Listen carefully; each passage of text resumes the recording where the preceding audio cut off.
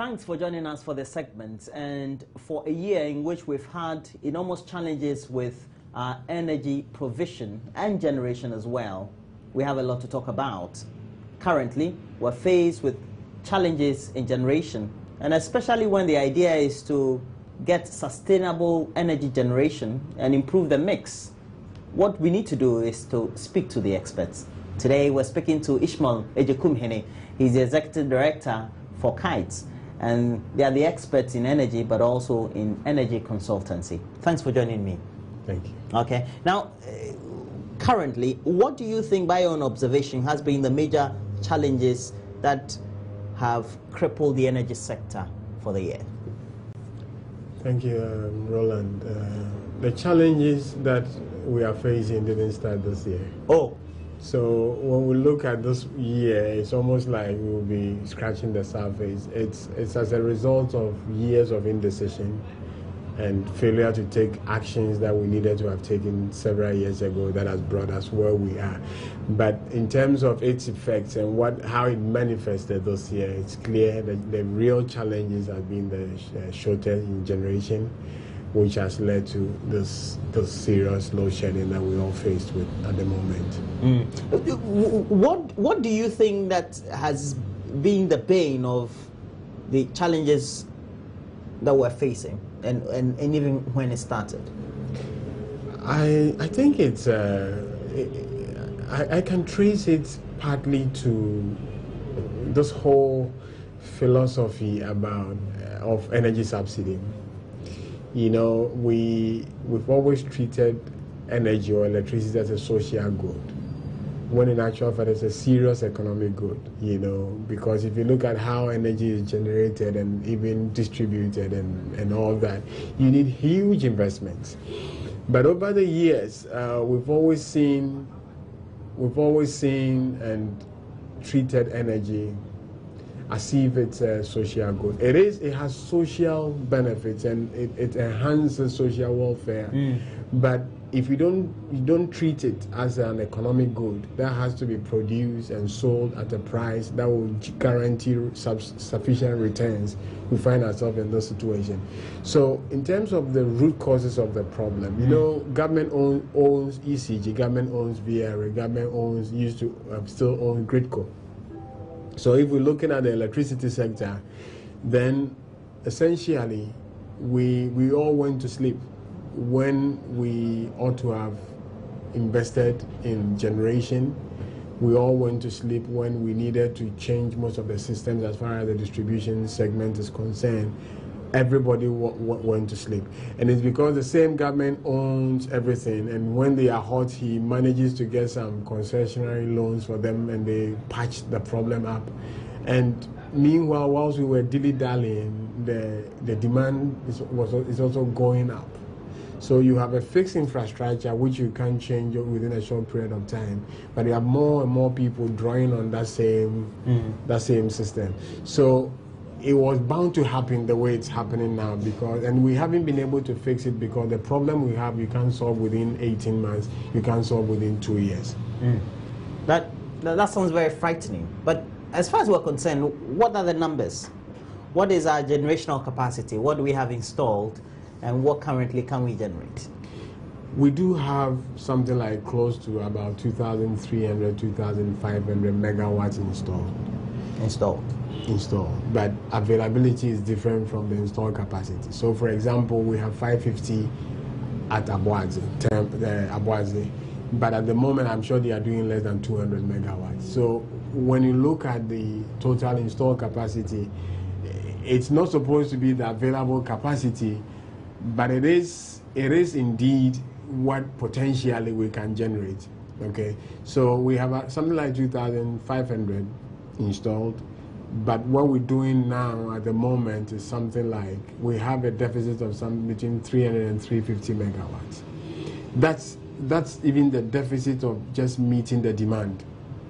Okay, but we all know that a very effective and well-functioning power sector needs to have a reserve margin of something like between 20 and 30%. So if you add that up to the 350 current demand that we're unable to meet, that's the kind of deficit, something like 500 megawatts is the deficit that we're struggling to plug at the moment. How far back are we in terms of, well, you made mention of we should have preempted this and so initiated an investment strategy, etc. How far back are we in terms of years or if it's months? We a couple of years back, because if you consider the fact that the quickest fix you can get, and if you're trying to build a thermal plant, you need if the contractors, everything, you have deal closed and everything, the quickest they can do it will be 24 months. Okay, so it means that you need at least 24 months to build maybe 110 megawatt power plant. So that's how far back we are. But if you that's on the generation side. But if you look at the distribution side, ECG is way several years back. Well, we'll come to ECG then. Yeah, they are several years back. But VRA and GRICO, of all the various actors in the electricity value chain, GRICO appears to be those who are on top. They were one of the few state institutions that actually were making profit, because all they do is they take the power from VRA and wheels it to ECG and all the mines. So that's what they do. But I think we are at least about 5 years back, because we ought to have taken some of the investment, made those investments a couple of years ago, which we haven't done, and that's where we are at the moment. If, let's say, we would have to put shift blames or perhaps lay blames, who do we blame? Is it perhaps a country that has not been thinking? It's the country, and I would say successive governments. You know, we haven't dealt with the problem holistically. I'm saying successive government because if you look at our history of crisis in the power sector, it's cuts across all of the two major governments, including the PNDC that President Rawlings headed. So we've had 5-6 major power crises since the 1982-83, the first one that we had, and we had one under MPP. We had one. MPP can say that, well, they built, at least they started with Bui, which was like 400 megawatts. So it was something. And most of the thermal plants that were commissioned in this administration actually started in the previous administration. But in terms of the blame, it's our failure to realize that certain decisions that we take for granted will just come back to haunt us. So, for example, if PURC says that the economic cost of generating electricity, let's say, for example, it's about 20 cents per kilowatt hour, and then government says, okay, but we know our people are poor, or we know we are not paying them well, so we won't allow you to charge that amount. So you go and, let's say, get them to pay for 10 cents per kilowatt hour. We will pay you the difference, okay? And then they don't pay the difference. So what it means is that VRA is not able to have enough to invest, because you need to be investing. If the system, the demand is growing like 10% every year, you need to be building. So if the current demand capacity is like 2,000, it means that if it's growing by 10% every year, we have to be adding 200 megawatts to keep pace, just to keep pace. Not to factor in the fact that we already have what we call huge suppressed demand. What I mean by suppressed demand is that there are a lot of, for example, if Valco were to do all the 6 port lines, that alone is 350 megawatts. That's as if they were supposed to be running all of the port lines. Exactly. 350 megawatts. At the moment, Valco is restricted to maximum 2 of the port lines. So what it really, when I talk about suppressed demand, I'm talking about what people would have used electricity for if they had the electricity. So all the people who are running their systems on gensets, all the tailors and all the people, the mines who are shutting down, we have this suppressed demand. Ghana industrialization is growing negative. So it means that we are not using we are not transforming the raw material base that we do have. So if we are to grow, and nobody has grown through agriculture, that's a fact. So if we were to do industries even to grow at let's say 10% per annum, we will be in serious trouble. Why? You made mention of, when I asked the question about blame, etc., You mentioned the Rawlings administration. Well, we've had Mills, Kufuor before then. Why is it that energy is always a political issue? I think it's partly because of this national electrification program that we set out to electrify the whole of the country by 2020. So everybody comes and promises that I will give you electricity, which is almost like a political tool. The number of communities you electrify, I mean, let's say... It will be part of your strategy for the next campaign. Let's face it. So that's how come sometimes they even go and drop the poles there, or they put the poles there and say, vote for us. If you vote for us, we bring the wires and we'll get you connected. Onto the grid. Onto the grid. I mean, in and of itself, that is not a bad idea to give people reliable access to electricity. In fact, our modest intervention is applauded globally, because we've been able to move electricity access rate from around 28% in 1989 to the current 76%. Okay, so the target is to hit 100% by 2020, which I believe we're not going to be able to achieve that. But whilst we were doing all of this, we were running on the back of a hydro facility that was heavily underutilized. We had Akosombo Dam, our demand was almost a fraction of that. Mind you, Valco had to be brought in to justify the investments in Akosombo because the demand at the time was very low. Ghanaians have become sophisticated. So apart from the rural folks that we're still trying to give them electricity, in the cities people have washing machines, that people have dishwashers in their homes. There are people who can't sleep without air conditioners. So obviously demand is growing, okay? And whilst demand is growing, whilst VRA and all these people have made their projections, they've shown us what we need to be doing every year. Because we weren't allowing them to recover the full cost and also have money to invest, they were always relying on government. And we've always known that government doesn't always have money. Okay, so if VRA has its plans to build plants every year, and their books are not looking good for them to be able to go to the capital market and take the loans, they still have to be looking at the government, and the government will keep delaying one project after the other. Okay, so that's on the VRA side of the things. When government said that, okay, we wouldn't be able to have the money to be investing in the sector, in the systems, so let us reform the power sector. Let us open it up. Let us bring in the private sector capital, and let the private sector come and build the plants and run the thing as business, because government had got into its wit's end. So we started embarking on this power sector reform. But we didn't provide all the necessary conditions that will allow the private sector to come in. For example, if I come in as an IPP, the first thing I ask for is not because you are in darkness. If I come and put my plant there, it's at a cost. I am not prepared to distribute the power myself. I'm going to sell it to somebody who will take it. And it's not as if I just want to give to anybody who comes and say, oh, give it to me. No. We call a credible off-taker, qualified off-taker. There could be several off-takers, but we need a credible off-taker.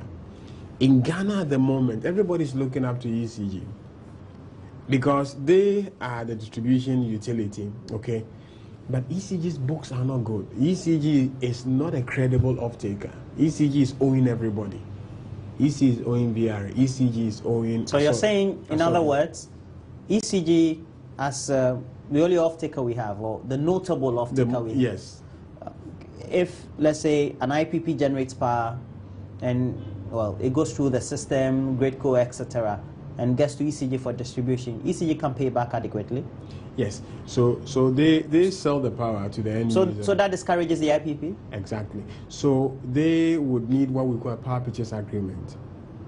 And because of ECG's current state, what the IPPs also seek and they almost always obtain is a guarantee by the government that because ECG belongs to you, so the GE project that they're talking about, apart from ECG, 1,000 megawatts. Apart from ECG having signed a power purchase agreement, the government is also going to provide sovereign guarantee. Okay, because government still owns ECG. Okay. We'll come to the segment where we talk about whether we can pay, etc. Okay. And we'll talk about entity, VRA, Gridco, and ECG. Do you think, after doing a critical analysis of the way we have managed the power sector, let's say the last 2 decades, and the current crisis we faced over the last 2 years, from 2012 or after 2012, do you think we have a strategy? I don't think so, or at least we haven't come up with an aggressive strategy, because as you rightly said, this is the longest power crisis that we've had, and surprisingly, this is the only one that is not caused by drought. You know. You mean this is the only one that we can't blame on drought? We can't blame on drought. I mean, it's now that drought is coming to have a bigger say, because come next year, because the rainfalls were not adequate, the situation is most likely going to aggravate. Okay, because if you check what the VRA is showing us, if you compare the water level this year as compared to last year, and you think about the fact that even this year they had to be running 4 units instead of the 6 units, next year, if they are managing the lake, it's going to be worse. And that's something that they need to tell us. Okay, VRA, they're already telling us, but there's the politicians who would always want to give us hope. So this is the only crisis of all the many that we've had that is not due to nature. On the contrary, but for the hydro, would have been in serious crisis. So we had enough water in the lake, so we were able to cover up for when the thermal plants were all dying. We didn't have money to buy the crude. So where we are now, we need to have a strategy. In what form do we need the strategy to be? As for the private sector, they are lurking around. They do come in and knock on our doors. You mean the potential is there? Oh yes, because I mean, the private power producers, that's their business. Just like you have oil marketing companies who go around looking for oil, and they are everywhere and they have money to invest, provided the right frameworks are around. They want to be able to know that when I produce the electricity, somebody is going to take it, somebody is going to pay me back. I don't want to be chasing debtors. I just want my money. Okay, so once they are guaranteed, and sometimes in this power purchase agreement, the tariff is locked in there. So the truth of the matter is that most of the IPPs, they do get the tariff they ask for. Okay, the only reason why we're able to pay higher to them and still charge something lower is because we have hydro. The hydro is being generated at about 3 cents per kilowatt hour because the investment was made in 1960. Okay, so PUIC have what they call a bundled tariff. So they put everything in the basket. How much of that is coming from hydro? How much of that? So say Ghanaians can't pay. So even though the IPPs are supposed to get maybe the 20 cents that they need from their power plants, we're able to charge something like 15 cents because hydro is supposed to be 3 cents. So they put everything in the basket, and they're able to do that. So what we need to do, because the IPPs want to come in, GE have said they are coming in. A lot of people are knocking on our doors because they know that we are in desperate situations. But they need a credible off-taker. That's why the government is looking at doing something about ECG. That's the bottom line. Okay, we'll talk about ECG. That's the bottom line. The strategy, give me the strategy. So as for the strategies now, we need to add more plants. Okay. We need to, on the generation side, to add more plants, we need IPPs. The IPPs, and the IPPs also want returns on their investment. Yeah. They are not government. They are not taking concessions. You mean plain language? They want their money back. They want their money back with profits. With profits. All right. So they want return on investment. So if they say they want 25% return on investment, it's only the tariff that is going to pay for that. If we need a strategy, when do we need a strategy? Because now it's not being communicated. Yesterday, if there is at all. We needed the strategy yesterday. We needed a strategy yesterday, and for me, I don't think the strategy is just creating a power ministry. What we need to do is well known to everybody. I mean, even in the compact, the Millennium Challenge, the compact that we've just signed, there's a diagnosis, there's an analysis of the problem. Okay, the World Bank released a report early 2013. We know what the problems are. Okay. the talk has always been that the Ghanaian reservedly is not paying enough. How realistic should we be as far as payment is concerned? You know, quite frankly, because personally, I even feel that I'm paying too much, but I don't know. I've talked to you before. What you tell me is we're not paying enough because of various reasons, and it's because, I mean, you just take, if you have a genset at home, to give you a sense of how expensive power generation is, just consider how much fuel you put in there to even get something that you are actually, you've turned some of your equipment off and all that. Somebody told me she made a mistake of using her generator to power her air conditioner overnight. The next morning he had bought fuel worth about 90 Ghana cedis. Everything was gone.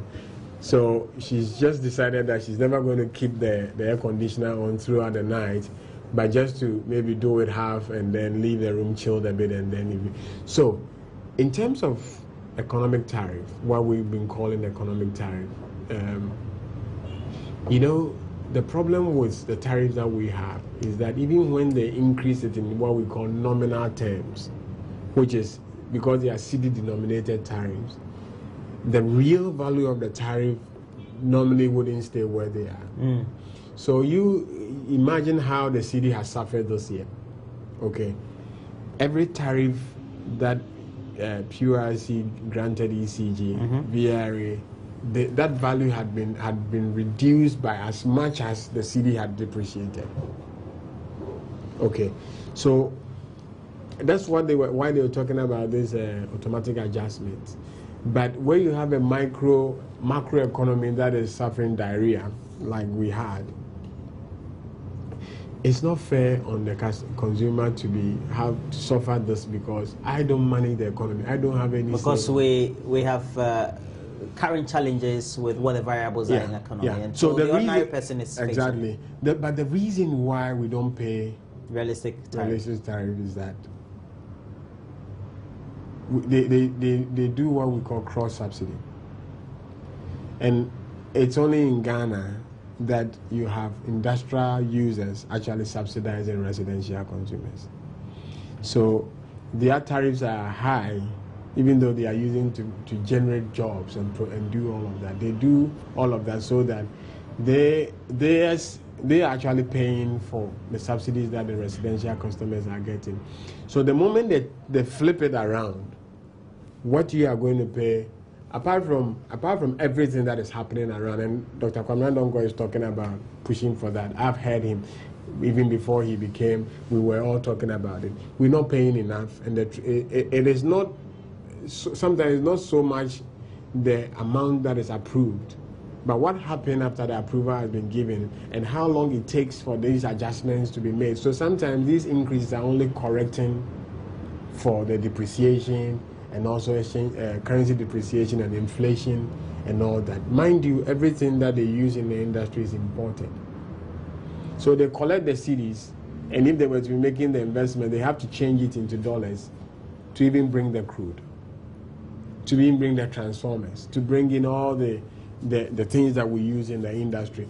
So it is very problematic when your currency is not stable, but you have a pricing mechanism that is insane. Do you think the ordinary user, the ordinary Ghanaian who is using, whether industry or domestic consumer, if power was reliable, the quality of service perhaps good, not near perfect, they would have been susceptible to accepting charges of realistic tariffs?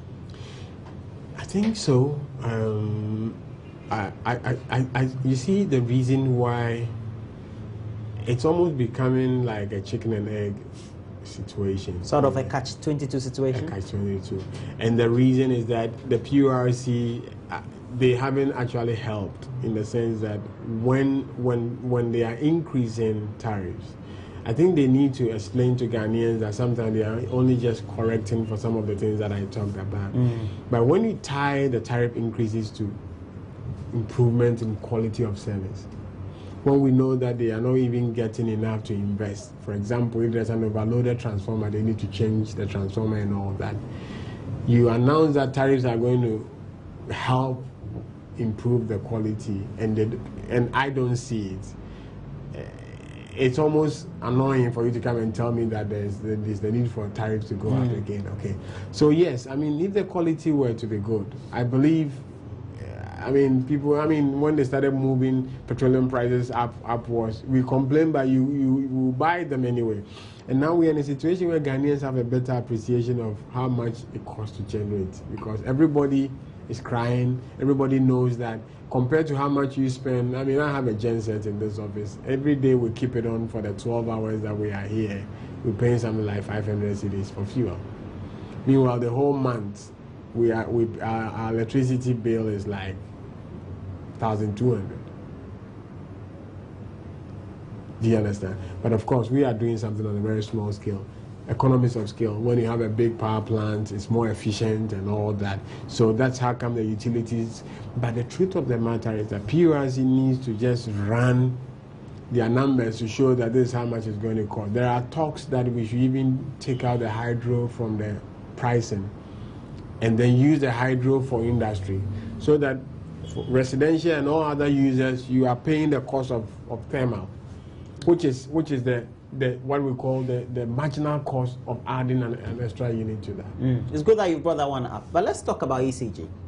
When we're going, we had all the news about, well, having gotten the second compact from the MCC. Well, very much good news, very much happy, and everybody welcomed it. Now, they talk about the need for reforms in the ECG. In what form is it in the compact? And what form is it taking currently? Well, the compact is not prescriptive. There is that general recognition and acceptance even before the compact that with ECG something has to happen to ECG. You know why something has to happen to ECG? I alluded to that initially in the interview. The government doesn't have the money to bring in the power plants, the new additional plants. We used to rely on the World Bank for concessionary loans. We say we're a middle-income country now. We found oil, so we are not getting credit, no longer at concessionary rates. We are borrowing at 8%, 10%, and things like that for these projects. So the private sector wants to come in, but I talked about a credible off-taker. Okay, ECG's problem, I mean, ECG has a staff of about 5,600. Okay. A private man perhaps would have cut down on their labor cost and all that.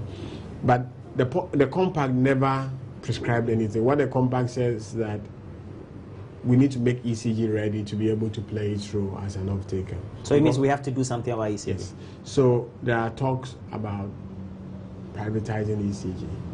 But you see, privatization is a big word. There's a whole menu of options. It's a whole spectrum from what we call corporatization, which is corporatization, corporate, from the word corporate, which is what we've done to ECG even long ago, changing its name from Electricity Corporation of Ghana to Electricity Company of Ghana, which means ECG was supposed to operate along private commercial lines. Okay, you have targets, you have received revenues, you're able to declare profit and all that. That hasn't happened. But at the extreme end is outright sales, which is selling ECG outright. In between that, you have management contracts, which is you bring the private utility in and say, okay, you collect, we give you a revenue target. Make sure that you collect 95% of what the total power that is saved. At the moment, ECG's losses are around between 25 and 30%.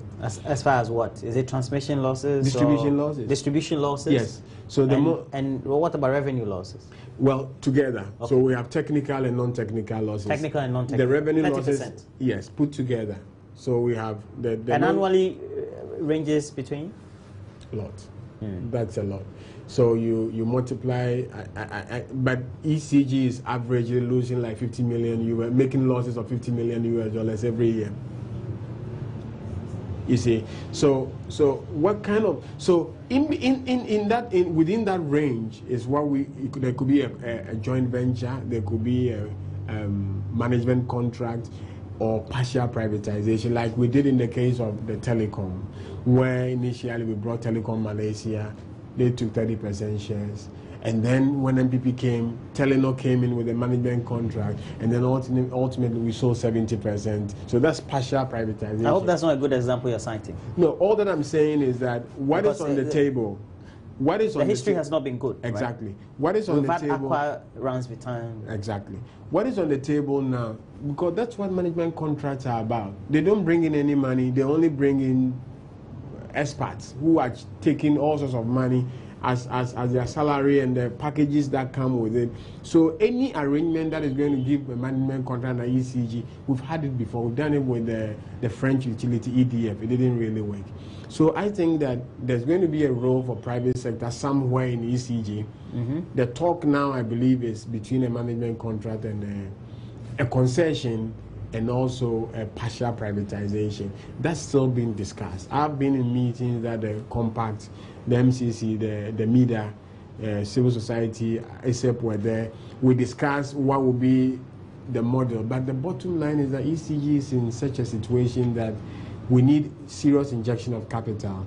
If the government no longer can provide those investments, I think somebody will have to come in, and it needn't be an outright sale, but something in between the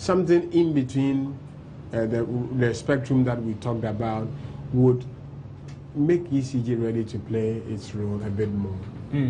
If we had the compact in, and prior to that, of course, the criteria was, well, once the benchmark was make sure ECG was ready, etc. Was a compact a very good thing, and how would it transform our energy sector? We're told that it's in excess of some 500 million US. Yeah, but only if a little is coming in terms of. I think the compact, what this one is doing. If you look at the direct investments, it's not that huge. Only, but it's going to make the industry ready so that all the private people can come in, like the GE can come in, and they will know that there is a credible off-taker to. Okay, so, but, I mean, whichever way you look at the compact, it can only be good, because this is somebody else's money. They say, take it and make sure that you fix the key challenges that your sector is facing, so that the people who are ready to come and invest in your sector will be able to come. Tell you what, I honestly don't believe that there's any private sector person who would want to buy ECG in its current state. It must be, if they are going to sell, it's going to be like almost like a write-off. Okay, the debt on their books and all that, huge. Nobody would want to. So Ghanaians shouldn't worry too much about somebody selling ECG, because the ECG is not in good shape. It's not a viable asset to sell. Seriously, it's not attractive. It's almost like a scrap. If you want to, if any serious person, so I don't foresee ECG being sold. I think there's going to be a joint venture or a partial sale, but then they will bring in experts who, I mean, obviously we should be prepared for things like cutting down on staff and all that. Because look, we have what we call smart grids. If you invest in a smart grid, you don't need people who are paid overtime to be sleeping in the ECG yard so that if light goes off in the night, somebody goes to fix it. The problem is that the system is weak, so you need people to be working 24/7, you know, and they take overtime and stuff like that. But smart grids, you need to invest money, and you have a computer operated system that tells you where the fault is. Somebody just moves in and fixes it. There are times that there are faults. The reason why some people are sleeping in darkness for 3-4 days, even detecting where the fault is, it's a problem, because the underground cables, you don't know where exactly the fault is. I remember once in Kumasi, they had to bring a van from Accra. We had an underground cable problem. They had to bring a van from Accra, because at the time we had only one in the country that was in Accra, to be able to move along the lines to know where the fault is. So that alone took like 2 days before it arrived in Kumasi. I remember that time we were in darkness for like a week. Okay, so that's the status of ECG. That's where they are at the moment. I know there's been a lot of investment, but the problem is that the problem has to be fixed holistically, not in piecemeal. So if, for example, you have... And that is what we're doing. We're doing piecemeal approach to solving ECG's problem. ECG needs something like, they need about about between 3 and 4 billion over a 10-year period to bring it to. Where are they going to get the money? ECG, the revenues they are getting, they are basically selling for VRA and all the IPPs. Because if they lose 20%, 30% to losses, they are starting from 70%. Okay, they collect the money. Sometimes VRA has a standing order on ECG's account. The money comes in and as ugly, and everybody is. So ECG, sometimes they don't even have money to run the company. Because if the VRAs are going to be serious and they are taking the money that they need to take, ECG is always in serious trouble.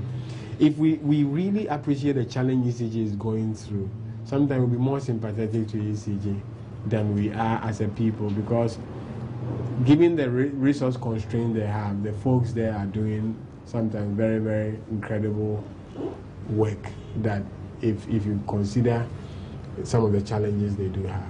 The promises we keep getting, oh, it's going to be resolved perhaps by next year or the close of next year, etc. Realistically, when will the current crisis be resolved or ameliorated?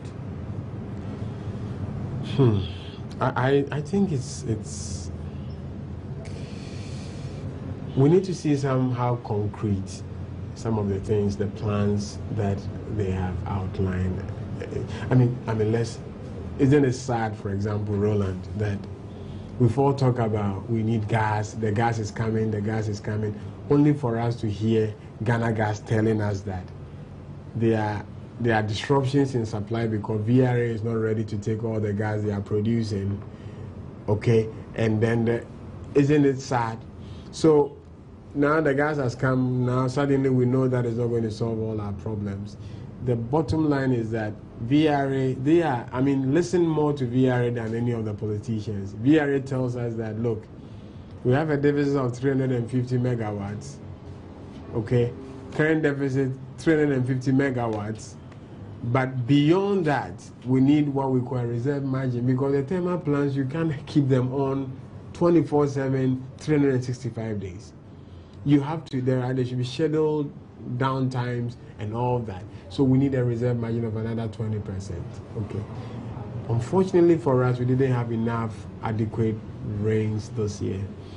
I can see the problem getting worse before it starts getting any better, because VRA is most likely going to shut another unit in Akosombo. In the next few weeks or months? Not in the next few weeks. The problem is only going to be resolved. I know they said they're bringing in the power badges, which is going to do another 400. That's going to be another. And the badges run on crude?